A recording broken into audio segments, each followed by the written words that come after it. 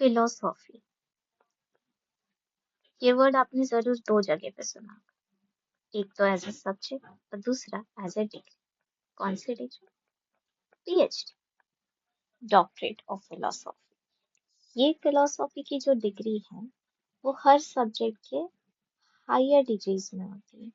मतलब अगर आप साइंस में करेंगे तो पहले बीएससी, फिर एमएससी, फिर एमफिल, और फिर आती है आपकी पीएचडी।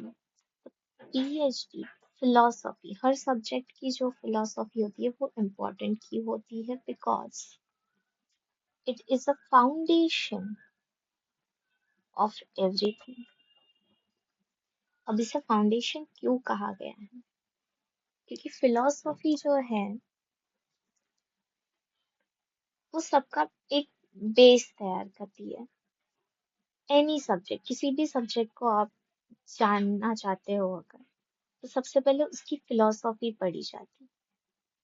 फिलोसॉफी, इसकी डेवलपमेंट कहाँ से हुई है? तो अगर आप हिस्ट्री में देखें, हाँ ऑफ कोर्स इसकी भी हिस्ट्री है। तो पहले क्या होता था कि पहले तो हम हंटर गैदरर्स थे। उसके बाद इंसान की जो खाने की समस्या थी वो हल हो गई, एग्रीकल्चर, डोमेस्टिकेशन, ट्रेड एक्सेट्रा हुआ। फिर उसके बाद जो था वो इंसान खाली बैठा, अब क्या करते हैं? तो ही जस्ट स्टार्टेड वंडरिंग कि अरे ये कैसे होता है, कि दिन में अंधेरा क्यों नहीं होता, रात में ही क्यों होता है। और मतलब हर जो छोटे बच्चे के मन में जो सवाल आता है वो हर एक सवाल।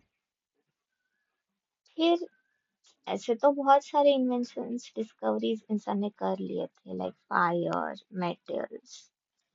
लेकिन फिर उसके दिमाग में आता है कि लाइफ, डेथ, यूनिवर्स, गॉड, मतलब अगर ये दुनिया है तो फिर ये किसने बनाई?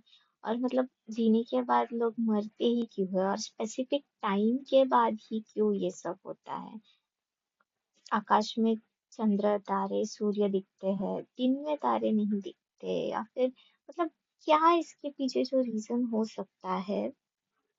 कॉन्स्टेलेशन क्या होता है? बहुत सारे, मतलब साइंस के पहले भी जो अगर कुछ इंसान ने सोचने का शुरुआत किया है तो that is known as philosophy.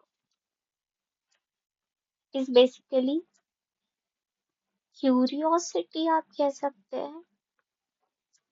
Actually philosophy ये शुरू हुआ था ग्रीक में सबसे पहले, अगर किसी ने, तो थेलीस, एनाक्सीमेंडर एंड एनाक्सीमेंस, इन्होंने पहली बार सोचा था कि वाटर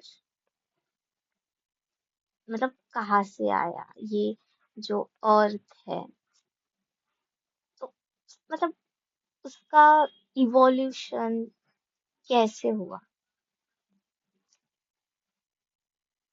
तो फिलोसॉफी ये एक दो ग्रीक वर्ड से बना है actually, that is philo, Sophia.